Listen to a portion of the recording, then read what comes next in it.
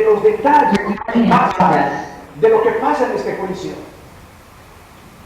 Los personajes que intervienen aquí, mis hermanos, son los siguientes: los que prendieron a Jesús, el sumo sacerdote Caifás, los escribas, los ancianos, Pedro, los guardias, los principales sacerdotes, el concilio, Jesús mismo, desde luego, y por último tenemos a los 2 testigos falsos. Estos son los personajes que intervienen aquí en este juicio. Vamos a tratar de mirar el papel de cada uno de estos personajes que intervienen en este juicio. Mis hermanos, he llamado el tema un asesinato con fachada de juicio. Lo he llamado así porque esto es lo que nos muestra todo este texto: un asesinato con fachada de juicio.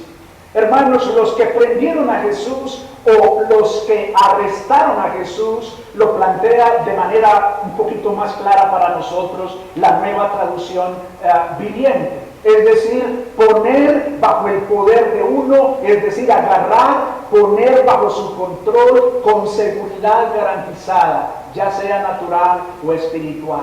La captura del Señor, entonces, humanamente hablando, tiene como fin asegurarlo, ponerlo bajo control.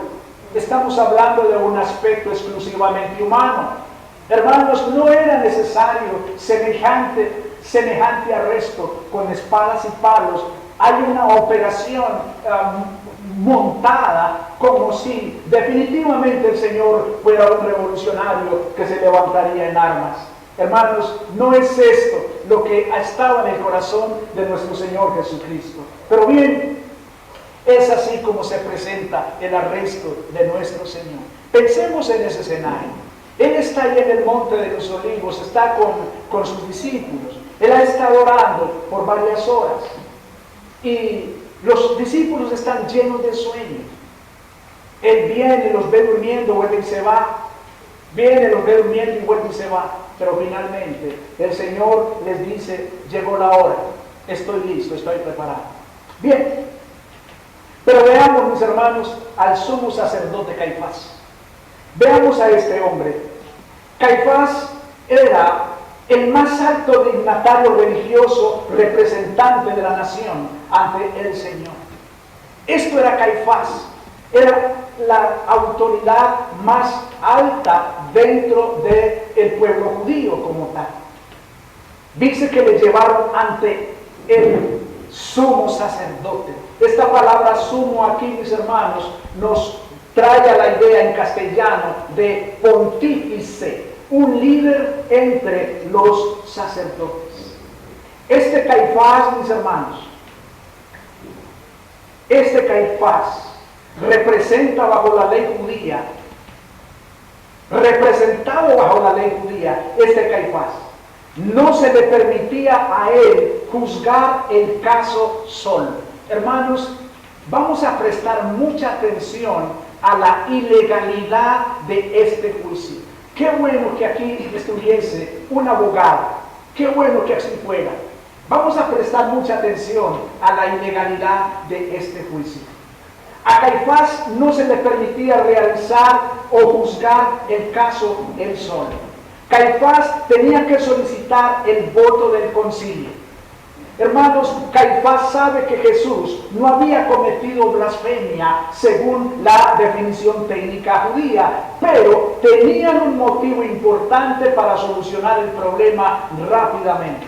Jesús se está constituyendo en una amenaza clara para el establecimiento del templo, como nos lo dice Marcos 11, 15 al 18. Jesús es un pretendiente mesiánico que está amenazando toda la estructura de poder romano que representan ellos, la aristocracia judía. Caifás no podía obligar a Jesús a condenarse por su propia boca, pero hasta ahora el testimonio de los otros testigos no está funcionando. Caifás pregunta a Jesús si él se considera un Mesías y por lo tanto, al parecer de Caifás, Jesús es un revolucionario. Para Caifás, Jesús realmente es un revolucionario. Hermanos, nos dice aquí que Pedro le está siguiendo de lejos. Pedro está a prudente distancia. Es que en la captura todos los discípulos se abren, lo dejan totalmente solitario. Pedro está siguiendo de lejos. Bien, hermanos, ¿qué papel juegan los escribas? Estamos mirando el papel de cada uno de nuestros personajes. ¿Qué papel juegan los escribas? ¿Quién era un escriba? Hermanos, un escriba era un erudito profesional. Era un erudito profesional entendido en la ley. Era un conocedor de las escrituras. Otras designaciones en el Nuevo Testamento acerca de los escribas los designan como expertos legales, mis hermanos. Estos eran los escribas, eruditos profesionales. Doctores, podríamos llamarlo, doctores. Bien, ellos tienen su papel ahí. Veamos el papel de los ancianos. ¿Quiénes eran los ancianos? Hermanos, en el Antiguo Testamento los ancianos eran magistrados a la vez civiles y religiosos. Eran personas de edad avanzada o que estaban envejeciendo. Frecuentemente ellos aparecen asociados con Moisés en su relación con el pueblo. Más tarde ellos, los ancianos, participaron en el gobierno local. Tuvieron también una parte importante en los asuntos nacionales en el Nuevo Testamento también. En el Nuevo Testamento la palabra griega para ellos, mis hermanos, es presbíteros. La palabra presbíteros en el Nuevo Testamento aparece 66 veces. Solamente en el libro de Mateo aparece 24 veces la palabra presbítero. Entonces, los ancianos eran personas que jugaban un papel importante dentro de la cultura judía. Por lo regular eran hombres de avanzada edad que se consideraban sabios. Pero tenemos a Pedro también. ¿Quién es Pedro? Todos nosotros nos relacionamos con uno de los 12. Sí, él es uno de los 12.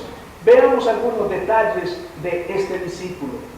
Bueno, en arameo la palabra Pedro es Cefas, que traduce piedra. Piedra equivale al griego Petros o Pedro, un trozo de roca, en contraste con Petra, una masa rocosa. Pedro, hermanos, recibe el sobrenombre de Cefas por parte de Cristo mismo.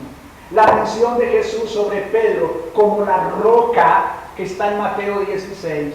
Hermanos, prestemos atención, porque cuando el Señor se refiere a Pedro como la roca en Mateo 16, Él no está diciendo que sobre Pedro va a construir o a edificar su iglesia. Él va a construir la iglesia sobre lo que Pedro dijo. ¿Qué dijo Pedro? Tú eres el Cristo, el Hijo de Dios. Entonces Él va a edificar su iglesia sobre la expresión de Pedro. Mis hermanos, hay un personaje aquí interesante que es Anás, de lo cual no nos habla Mateo, ni Marcos, ni Lucas. Solamente lo menciona Juan. Nosotros leemos en nuestro texto de Mateo como si aparentemente el Señor hubiera sido llevado ante Caifás. Pero hermanos, Juan nos cuenta que antes de Caifás, el Señor fue llevado ante Anás. Anás era el suegro de Caifás. Era el suegro de Caifás. Él ya realmente era un ex sumo sacerdote. Realmente quien era el sumo sacerdote en ese momento era Caifás. Pero parece que Anás seguía teniendo su residencia ahí mismo con Caifás. Entonces tiene un protagonismo importante, es el que primero realiza el primer interrogatorio al Señor. Muy bien, ¿quiénes eran los guardias que aparecen allí? Los guardias que aparecen allí, o policías, o también guardaespaldas. Hermanos, es muy probable que los guardias que están ahí sean miembros de la guardia del templo que están esperando los resultados del juicio que se está llevando de un aparente juicio. Aparte de haber sido asignados a deberes nocturnos en el templo, es posible que ellos hayan decidido quedarse, levantar a la tarde para mirar lo que va a pasar allí. El final, ellos están ahí, los policías, los guardias de seguridad están allí. Hermanos, todo lo que rodea esto es que parece como si ellos estuvieran ante un gran criminal, como si ellos estuvieran ante un criminal de alto perfil. Pero hermanos, aparece aquí también otro grupo interesante, los principales sacerdotes. Los principales sacerdotes, líderes dentro de los mismos sacerdotes, líderes dentro de los mismos sacerdotes. Ellos hacen parte ahí, hermanos, ellos en conjunto, Mateo, Marcos, Lucas, lo que están haciendo es mostrarnos finalmente la Suprema Corte por quien está conformada. Ellos nos van a apuntar hacia allá. Y entonces de esta manera llegamos ante el concilio o el Sanedrín. ¿Quién era el Sanedrín? Pensemos, mis hermanos, en un tribunal. Pensemos en un tribunal donde se llevan a cabo juicios, ¿cierto? Y están allí el acusado, está el juez, está el fiscal que está presentando las pruebas, está el abogado defensor, está el jurado. Pensemos en todo ese escenario como tal. Hermanos, este es el escenario que tenemos aquí en este juicio. Bien, el Sanedrín. Hablemos un poquito de la Suprema Corte que hay allí. Bueno, los principales sacerdotes, los ancianos, los escribas, son los tres grupos que representan el Sanedrín, la corte religiosa gobernante de Israel. El Sanedrín está compuesto por 71 miembros. Normalmente se sentaban en un semicírculo con el sumo sacerdote en el medio. Ese aparente juicio está plagado de ilegalidad porque rompe varias reglas judías. Hermanos, veamos las reglas que este Sanedrín rompe en este caso. Varias reglas que son rotas. Hermanos, en primer lugar, normalmente en los días de Jesús, el Sanedrín realizaría sus sesiones en el mercado cerca al templo. Pero aquí este caso se está llevando a cabo en un lugar diferente. En primer lugar, el juicio es ilegal. ¿Por qué? Por el lugar donde se está realizando. Este juicio, hermanos, no se está realizando en la Suprema Corte. Este juicio se está realizando en primer lugar en la residencia personal del sumo sacerdote. Primer aspecto de ilegalidad de este juicio. En la residencia personal del sumo sacerdote. En segundo lugar, otro aspecto de ilegalidad de este juicio.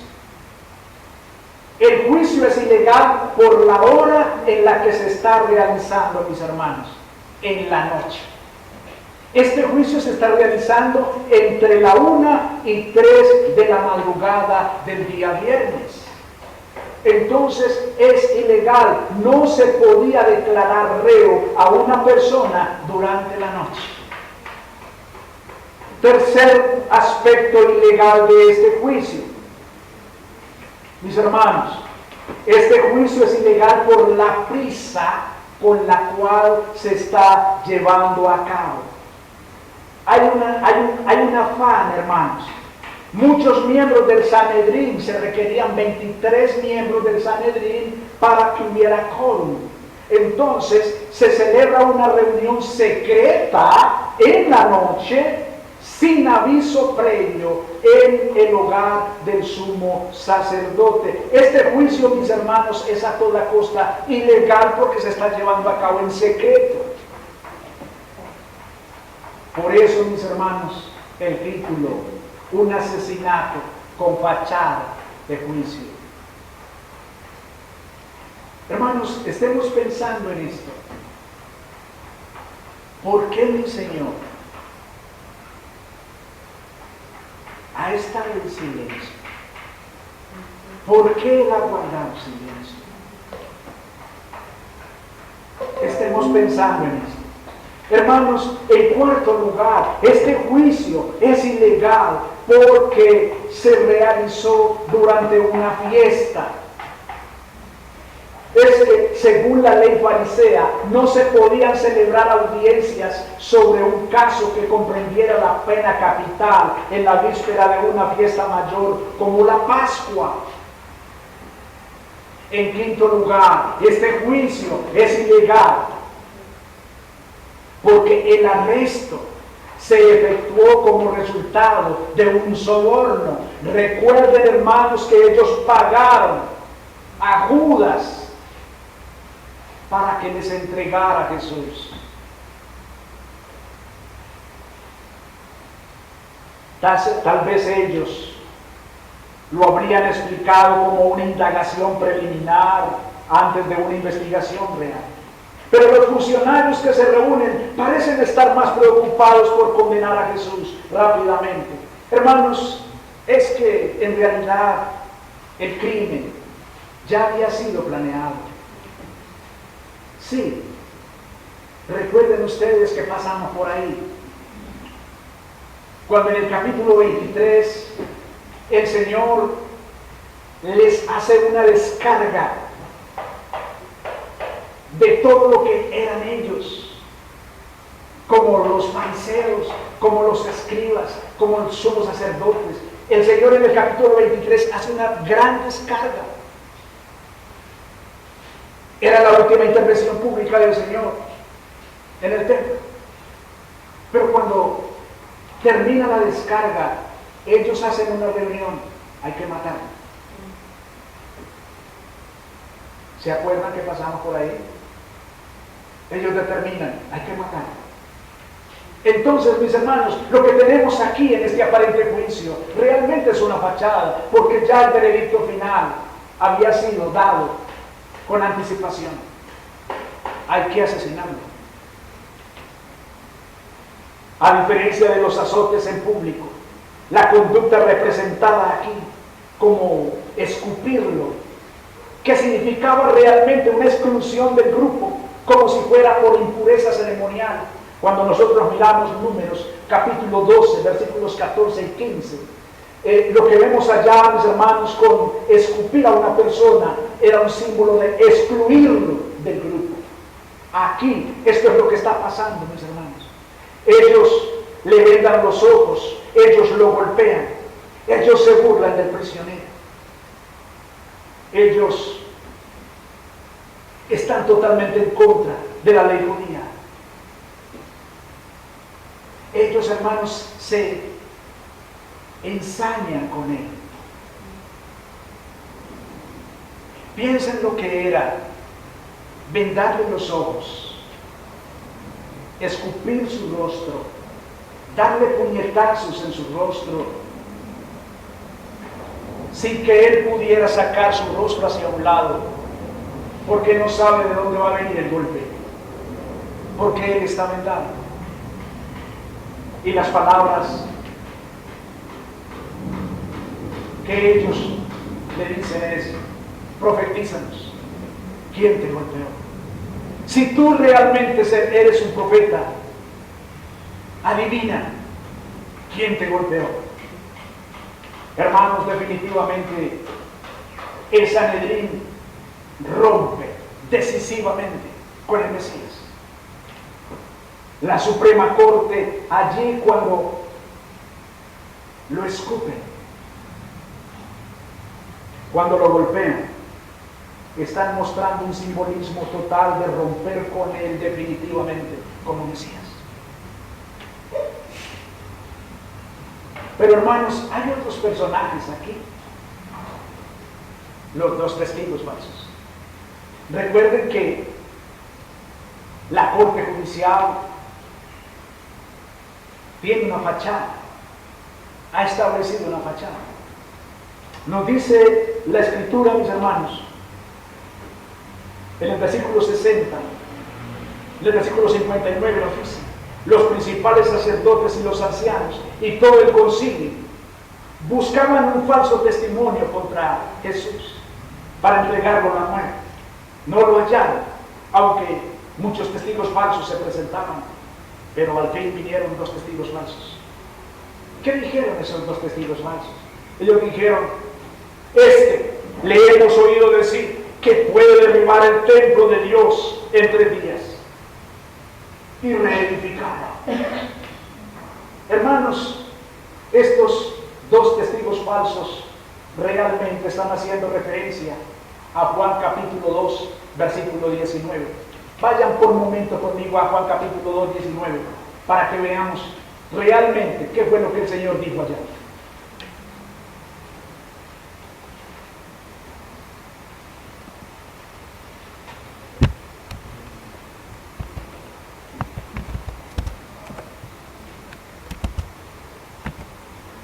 Vamos a mirar desde el versículo 13. Veamos qué fue lo que el Señor realmente dijo. Estaba cerca la Pascua de los judíos. Subió Jesús a Jerusalén y halló en el templo a los que vendían bueyes, ovejas y palomas, y a los cambistas allí sentados. Y haciendo un azote de cuerda, echó fuera del templo a todos, y las ovejas y los bueyes, y esparció las monedas de los cambistas, y volcó las mesas. Y dijo a los que vendían palomas: quitad de aquí esto, y no hagáis de la casa de mi padre casa de mercado. Entonces se acordaron sus discípulos que está escrito: el celo de tu casa me consume. Y los judíos respondieron y le dijeron: ¿qué señal nos muestras ya que haces esto? Y respondió Jesús y les dijo: destruid el templo y en 3 días lo levantaré. Escuchen: destruir el templo y en 3 días lo levantaré. Dijeron luego los judíos: en 46 años fue reedificado este templo, y tú en 3 días lo levantarás. Y Juan nos explica: mas él hablaba del templo de su cuerpo. Por tanto, cuando resucitó de entre los muertos, sus discípulos se acordaron que había dicho esto, y creyeron en las Escrituras y la palabra que Jesús había dicho. Hermanos, él estaba hablando de su cuerpo. Pero ahora estos psicópatas dicen que escucharon al Señor decir que iba a destruir el templo en Jerusalén y que en 3 días lo reedificaría. Mis hermanos, a pesar de la certeza del sumo sacerdote en cuanto a la rebelión de Jesús supuestamente, por lo menos algunos miembros del concilio, tal vez escribas, siguen la tradición virtuosa judía de seguir las preguntas de testigos, pero unánimemente realmente exigía que fueran declarados falsos y si se rechazara el caso como arreglado. Hermanos, ellos tenían que decir que los testigos son falsos. Esa era la conclusión. Ahora, bajo la ley judía, el caso capital de los falsos testigos es que tenían que ser muertos, según capítulo 19, versículo 16 al 21 de Deuteronomio. Pero hermanos, esto no es lo que sucede con estos psicópatas que están allí mentirosos. Esto no es lo que pasa con ellos. Y así, hermanos, podemos ver el papel que tiene cada uno de estos personajes. Hermanos, algo que más me impactó a mí en el texto realmente fue el papel de Pedro. No lo voy a exponer hoy, le corresponde al hermano que sigue, al pastor que sigue. Pero el papel de Pedro, hermanos, dentro de este juicio, es que, hermanos, Judas lo había vendido. Recuerden que Judas les planteó: ¿cuánto me dan por él? ¿Cuánto es lo mío? Y ellos se los entregan. Pero ahora Pedro lo niega. Pedro, mientras está mirando de lejos, le permiten entrar a la residencia personal del sumo sacerdote. Le permiten entrar porque Juan es amigo del sumo sacerdote. Juan el apóstol es conocido, es interesante, del sumo sacerdote. Y Juan sabe que Pedro está a prudente distancia. Él sabe. Él solicita permiso para que Pedro entre. El papel de Pedro. El papel de Pedro es tan triste, hermanos. Pedro, el que en el momento de la captura del Señor saca la espada y corta la oreja del siervo. Pedro cree, hermanos, que el reino va a ser peleado. Él cree, él está dispuesto a enfrentarse a toda la guardia. Él está dispuesto, hermanos, a pelear.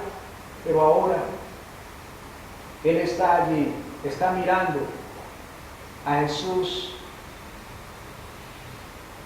Él le había dicho que pasara lo que pasara, él estaba dispuesto a ir hasta la muerte con él. Pero ahora, él dice, yo no lo conozco. Yo no sé quién es él. ¿Qué papel es el pastor que nos expondrá ese texto? Voy a tratar de estar muy pendiente. Yo quiero saber muchos detalles que yo no estudié ahí. Hermanos, veamos un poquito sobre los dos juicios. Realmente aquí no hay un juicio. Aquí hay dos juicios. ¿Lo pueden ver? Miren, se los muestro. Dos juicios, hermanos. El primero es el que realiza el Sanedrín judío. Pero el segundo es el que realizan los romanos. Ojo, el que realizan los romanos. Recuerden ustedes que en el momento de Jesús, Palestina estaba bajo el gobierno romano como tal. Entonces el Sanedrín hace un juicio, del cual ya acabamos de ver, pero los romanos realizan otro juicio, que se divide de la siguiente manera, mis hermanos. En el juicio eclesiástico, es decir, en el que realiza el Sanedrín, en primer lugar, se presenta el interrogatorio realizado por Anás. Recuerden que solo Juan, capítulo 18, versículo 12, nos muestra el interrogatorio que hace Anás. En segundo lugar, se presenta un interrogatorio y sentencia de muerte guiado por Caifás en su propia casa ante el Sanedrín, que es nuestro texto que estamos mirando hoy. En tercer lugar, se presenta allí una reunión matutina del Sanedrín que nos lo muestra Marcos capítulo 15 y versículo 1. Entonces, en realidad, hermanos, el Sanedrín tiene tres intervenciones de interrogación para darle legalidad al juicio, a lo que ya prácticamente había sido determinado con anterioridad. Hay que matar. Pero el otro juicio es el juicio civil, el juicio que realizan los romanos. Por ejemplo, Pilato, según Mateo capítulo 27 y versículo 1, Marcos capítulo 15 y versículos 2 al 5, Pilato realiza un interrogatorio. A él aquí él está ante la ley civil. Entonces, o la ley romana, para que lo entendamos. Él realiza un interrogatorio. Se presenta también un segundo interrogatorio realizado por Herodes Antipas. Solo Lucas lo describe en capítulo 23, versículos del 6 al 12. Herodes Antipas, que Caifás, el sumo sacerdote, se da cuenta que está en Jerusalén. Es más, ellos dos son enemigos, ellos no se hablan. Pero Caifás sabe que Herodes está en Jerusalén y se lo envía, le envía al Señor allá. Entonces, Herodes Antipas hace un segundo interrogatorio. Pero hay un tercer interrogatorio que realiza la ley civil, los romanos. y es nuevamente Pilato. El Señor es llevado ante Pilato nuevamente, según Marcos capítulo 15, versículos del 1 al 15. De manera que, hermanos, podríamos nosotros sacar 4 conclusiones especiales de este juicio.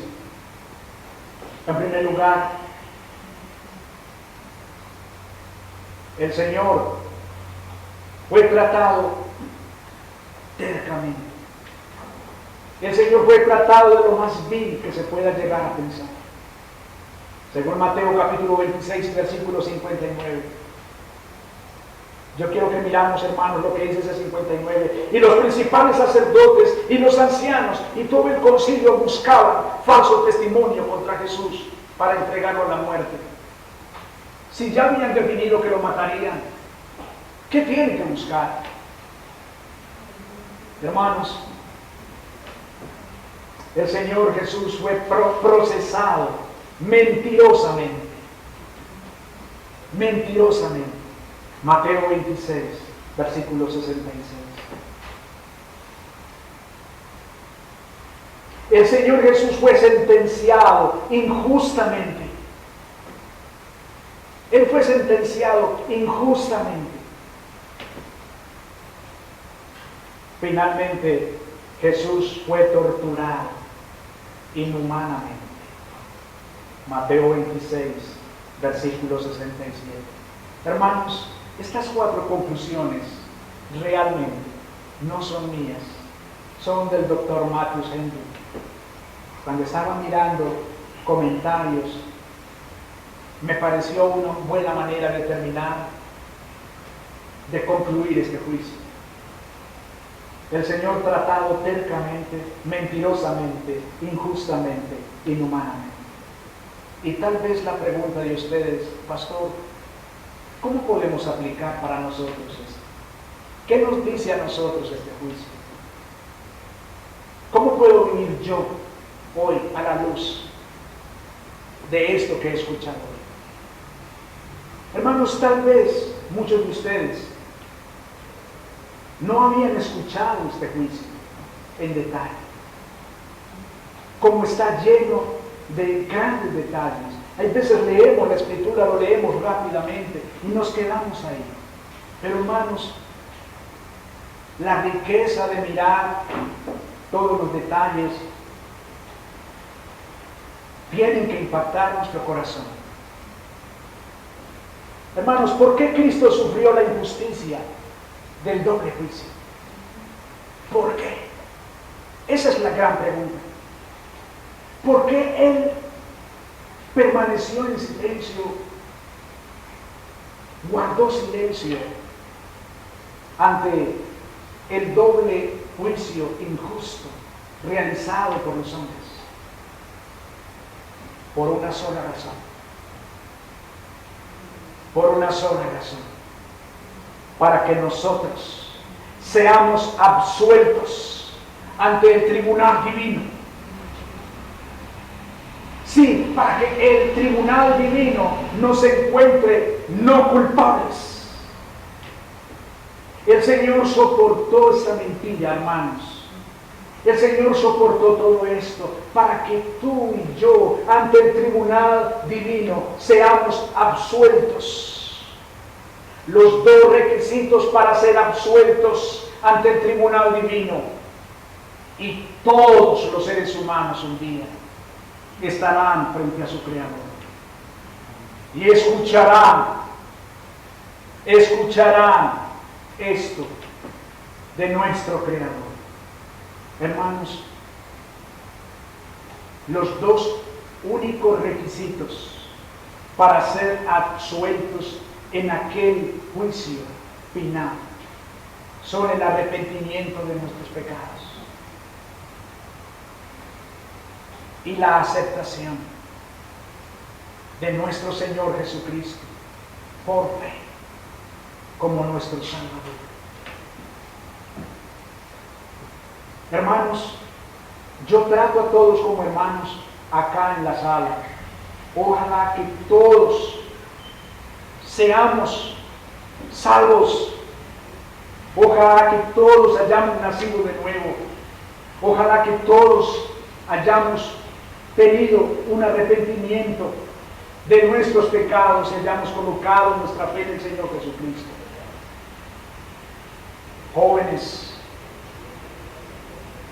hoy ustedes tienen un rostro bonito, tienen un cuerpo atlético y tal vez no tengas interés en escuchar estas palabras. Niños, un día ustedes estarán delante de su Creador. Hoy, el haber escuchado hoy, es el día que ustedes tienen que venir a Cristo y pedirle que les perdone de sus pecados, que les salve, que les dé vida eterna, porque se acerca el día de juicio. Hebreos 9:27 lo dice claramente. Está establecido para los hombres que mueran una sola vez y después de esto el juicio. Nuestro Señor soportó esto que hemos visto hoy para que seamos absueltos ese día. Señor, te damos gracias por tu obra en la cruz. Señor, te damos gracias por el silencio que guardaste cuando fuiste arrestado allá en el Monte de los Olivos. Señor, te damos gracias por permitir ser conducido, Señor, aunque era a todas voces ilegal, por permitir ser que te llevasen, Señor, a la casa personal de Caifás, de Anás primero. Guardar silencio, Señor. Señor, te damos gracias por la mirada que diste a Pedro al salir hacia Caifás por parte de Anás y mirar a Pedro, Señor, en la salida. Sabes que Pedro, Señor, te está negando. Oh, Señor, te damos gracias por soportar esta humillación, porque hacía parte del plan divino. Así había sido determinado en el pacto intratrinitario entre el Padre, entre el Hijo y el Espíritu Santo, que así tenía que ser. Señor, te damos gracias. Te damos gracias, Señor, por llevarnos a ser declarados justos, sin culpa. Cuando tú soportaste, Señor, la injusticia conmigo. Te alabamos, Señor. Ayúdanos, por favor, a ser leales. Ayúdanos, por favor, a ser fieles a ti. Ayúdanos, Señor, para que seamos hombres y mujeres santos, hombres y mujeres piadosos en esta vida, en este mundo, Señor, lleno de tinieblas, lleno de muerte, Señor. Ayúdanos para que podamos ser fieles a ti, para que seamos leales a ti. Gracias, Señor, por el Espíritu Santo que mora ahora en nosotros. Gracias por el privilegio, Señor, de que el Espíritu Santo da testimonio a nuestro espíritu de que somos hijos de Dios. Gracias, Señor, porque el Espíritu Santo nos conduce hacia toda la verdad. Porque toma de lo que pertenece a Cristo y lo trae a nosotros, nos lo enseña a nosotros. Qué gran privilegio, Señor. Te damos gracias por tu iglesia aquí reunida. Oh, Señor, gracias por cada hermano, por cada hermana, por cada niño, por cada joven. Gracias, Señor, por habernos salvado. En Cristo Jesús. Amén.